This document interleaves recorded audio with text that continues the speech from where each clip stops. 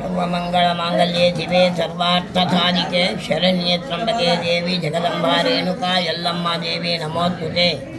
ಈಗಾಗಲೇ ಕರ್ನಾಟಕ ರಾಜ್ಯದಲ್ಲಿ ಹಾಗೂ ಭಾರತ ದೇಶಕ್ಕೆ ಈಗಾಗಲೇ ಗೋಚರಿಸುತ್ತಿರುವಂಥ ದಿನಾಂಕ 3/3/2026 ನಡೆಯುವಂಥ ಆ ಹೋಳಿ ಹುಣ್ಣಿಮೆಯ ದಿನ ಸಂಪೂರ್ಣವಾಗಿ ರತ್ನಚಂದ್ರಗ್ರಹಣ ಪ್ರಾರಂಭ ಗೋಚರಿಸ್ತಾ ಇದೆ. ಅದು 3:27 ಗ್ರಹಣವು ವೇದಾರಂಭವಾಗುವುದರಿಂದ ನಾವು ಈಗಾಗಲೇ ದೇವಸ್ಥಾನದಲ್ಲಿ ನಾವೇನು ಮಾಡ್ತಾ ಇದ್ದೀವಿ ಅಂದರೆ ಈ ದಿನ 12 ಗಂಟೆವರೆಗೆ ಭಕ್ತಾದಿಗಳು ಬರುವಂಥ ಭಕ್ತಾದಿಗಳ ದರ್ಶನ ತೀರ್ಥ ಪ್ರಸಾದ ಮತ್ತು ಆರತಿಯನ್ನು ಕೊಡ್ತಾ ಇದ್ದೀವಿ. ಆದರೆ ತೀರ್ಥ ಪ್ರಸಾದ 12 ಗಂಟೆಯಿಂದ ಸಾಯಂಕಾಲ 6:45 ಯಾವುದೇ ತೀರ್ಥ ಪ್ರಸಾದ ಹಾಗೂ ಆರತಿ ವಿಧಾನಗಳನ್ನು ಕೊಡುವುದಿಲ್ಲ. ಯಾವುದೇ ಪೂಜಾ ವಿಧಿವಿಧಾನಗಳು ನಡೆಯುವುದಿಲ್ಲ.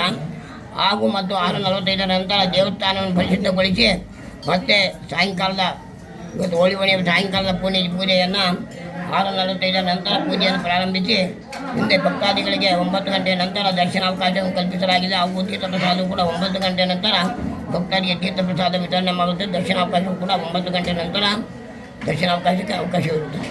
ನಿಮ್ಮ ಹೆಸರು ರೀ? ನನ್ನ ಹೆಸರು ಕೆ. ಯಡಿಯೂರಯ್ಯ ಅಂತ ರೇಣುಕಾಯಲ್ಲಮ್ಮ ದೇವಸ್ಥಾನದಲ್ಲಿ ಆಗಮಿಕರಾಗಿದ್ದೇನೆ.